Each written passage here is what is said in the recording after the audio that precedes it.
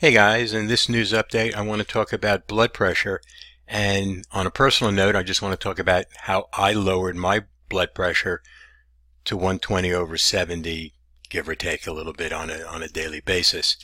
Now my blood pressure wasn't particularly sky high, it was in the mid 130s, but I was concerned it was kind of creeping up there, and I really didn't want to go on high blood pressure meds. There's a bunch of reasons not to, but I also wanted to get my blood pressure down because there's a lot of problems with even moderately high blood pressure. So I want to talk about that, and I want to tell you at the end of this exactly what I did to lower my blood pressure to get it down to 120/70, 125/70, changes around a little bit all the time. But let's see what we have.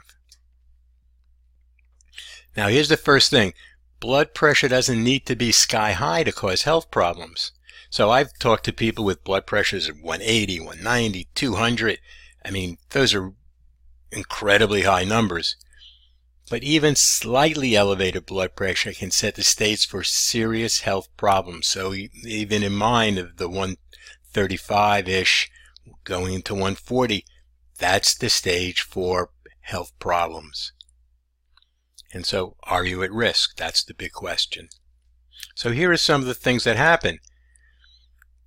People age 50 or older with a systolic blood pressure, that's the top number, of 130 have a 45 greater risk of developing dementia later in life. I mean, that's a lot. That's a lot.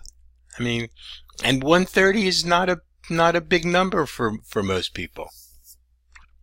Remember, 1 out of 3 adults in the U.S. has high blood pressure. So we're looking at an incredible epidemic.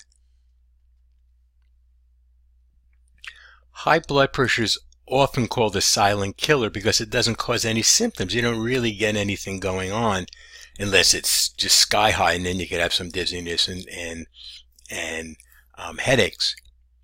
But damage accrues over time, and this damage can include stroke, heart disease, kidney issues, and vision problems.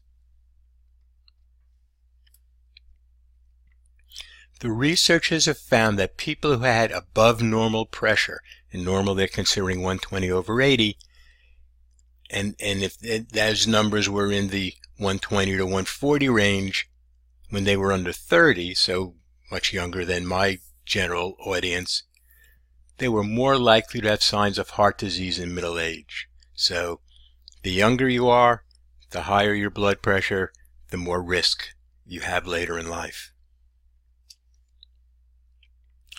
Now, as the numbers start to creep up, so does your risk. If your systolic blood pressure, remember the top number is between 120 and 125, there's a 30% increase in the likelihood of a stroke or heart disease. If the number creeps to 130, the increased risk jumps to about 50%. So now you can see why I was concerned when my numbers were getting into the 130s, 135. I really wanted to get that number down. The damage high blood pressure does to your blood vessels will restrict blood flow throughout your body, and it does this over time. Now, if a man's blood flow to the pelvic area becomes compromised, he could start to suffer from erectile dysfunction. And erectile dysfunction happens because of blood flow issues. High blood pressure causes arterial stiffness. A number of ED issues come from that. Vision problems. High blood pressure can damage blood vessels in the back of the eye, the retina, and may cause other eye problems that can affect your vision. While high blood pressure can be a silent condition, your eye doctor may catch it earlier during your annual dilated eye exam. So, not a bad idea to go to your doctors to figure out how your health is going along. So what did I do? I did something called nitric oxide therapy. Nitric oxide therapy is a natural way to work with high blood pressure. Nitric oxide therapy helps to repair the lining of the blood vessels so that your body can produce nitric oxide on its own, helps to lower blood pressure, helps with other cardiovascular issues such as cholesterol, helps with the complications of diabetes, helps with blood sugar issues, and for men it helps with ED issues. Nitric oxide therapy, and the product I personally use is called Pro-Arginine Plus, is really good in repair. It's not just symptom relief, it's repair.